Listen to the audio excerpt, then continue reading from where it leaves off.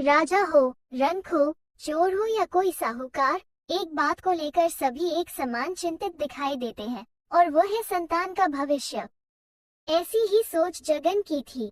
जगन एक चोर था। बरसों से वो चोरियां करके ही अपने परिवार का भरण पोषण कर रहा था। अब उसका बेटा बड़ा हो गया था। परिवार का खर्च दिन पर दिन बढ़ता ही जा रहा था। चोरी के धंधे में ऐसा नहीं होता कि रोजाना दांव लग ही जाए। कई बार तो कई कई दिनों तक उसका दांव नहीं लगता था और उसे निराश होकर घर लौटना पड़ता था। कई बार इतना मोटा दांव लगता था कि पूरा घर कई दिनों तक दिवाली मनाता रहता था। जब जब ऐसा होता, तब तब जगन को लगता कि दुनिया में इससे बेहतर दूसरा कोई काम ही नहीं है।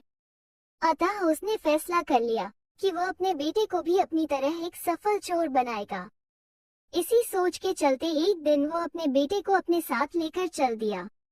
रास्ते में उसने समझाते हुए कहा, देखो बेटा, अब हमारे परिवार का खर्चा बहुत बढ़ गया है, इसलिए मैं चाहता हूँ कि अब तुम भी धंधे में मेरा हाथ बटाओ। अगर तुमने सही तरीके से मेरे काम को सीख लिया तो हमारी कमाई तो बढ़ेगी ही और घर में खुशहाली भी आएगी। लड़का चुपचाप अपने पिता की बातें सुनता रहा। फिर एक स्थान पर रुककर जगन बोला, देखो, मैंने अपनी पहली चोरी उस घर में की थी।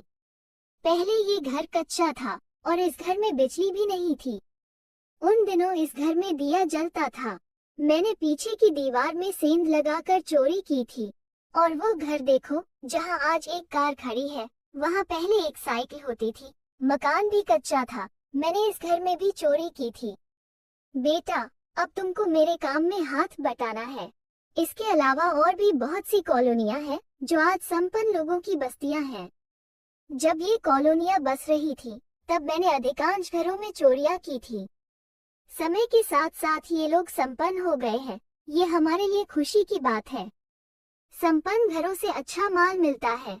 जगन बोले जा रहा था और उसका बेटा सुन रहा था। वो गुमसुम सा था। उसके चेहरे के भावों से लग रहा था मानो उसके मन मस्तिष्क में कोई अंधर चल रहा हो। जगन उसे इसी प्रकार कई कॉलोनियों में घुमाकर वापस अपने घर की ओर चल दिया। रास्ते भर वो उसे अपनी सफल चोरियों की दास्तान सुनाता रहा, लेकिन लड़का जैसे वहाँ था ही नहीं। वो तो किसी अन्य विचारों में उलझा था। घर आकर जगन ने बेटे से कहा, बेटा, अब तुम आराम करो। कल हम काम पर चलेंगे और ईश्वर ने चाहा तो हमारा दांव भी अच्छा लगेगा। अपनी बात कहकर जब जगन जाने लगा, तो लड़के ने उसे रोककर कहा, बापू। बोलो। जगन थिठका, कुछ कहना चाहते हो क्या?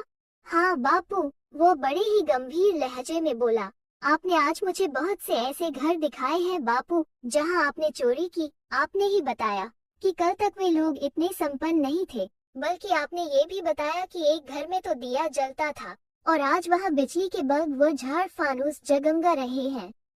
तू कहना क्या चाहता है रे? जगन उलझन में पड़ गया। बापू, मैं ये कहना चाहता हूँ कि क्या कभी आपने अपने घर की तरफ देखा? क्या मतलब? अपने घर को तो मैं रोज ही देखता हूँ, मगर आपको इस घर में छाया अंधेरा दिखाई नहीं देता? क्या मतलब? चौंका जगन। तो क्या कहना चाहता है बेटा?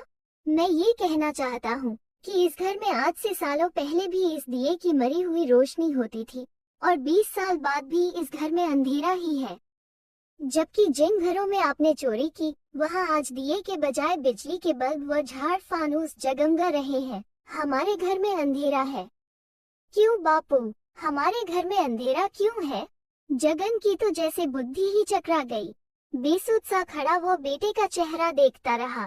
बेटा क्या कहना चाहता है, इस बात को वो समझ तो रहा था, लेकिन इस सवाल का उसके पास कोई जवाब नहीं था कि उसके घर में आज भी अंधेरा क्यों है। मैं बताता हूँ बापू कि आपके द्वारा इतने जोखिम उठाने के बाद भी घर अंधेरा क्यों है। आपकी लाई गई दौलत में न तो ईमानदारी की खुशबू थी और न ही मेहनत का रंग, इसलिए हमारे घर में आज भी अंधेरा है। और जिनके घरों में आपने चोरी की, उनके घरों में आज बिजली के बल्ब व झाड़ फानूस की चमक दमक इसलिए है क्योंकि वे लोग ईमानदारी और मेहनत की कमाई करते हैं। चोरी होने के बाद भी वे गरीब नहीं हुए, मगर मेहनत व ईमानदारी की कमाई न करने के कारण आप अमीर नहीं हो सके। जिस पैसे को कमाने में इंसान के पसीने की गंध होती है, उसी पैसे में बरकत होती है बापू। हराम के अरबों खरबों रुपए भी आदमी को वो सुख चैन नहीं दे सकते जो ईमानदारी की एक पाई पाकर उसे मिलता है। अपने बेटे के मुंह से ऐसी गूढ़ और ज्ञान भरी बातें सुनकर जगन ठगा सा खड़ा था। उसका सिर झुक गया था और जुबान को जैसे लकवा मार गया था। एक क्षण रुकने के बाद बेटा पुनः बोला, अब आप चाहते हैं कि मैं भी आपके रास्ते पर चलूं?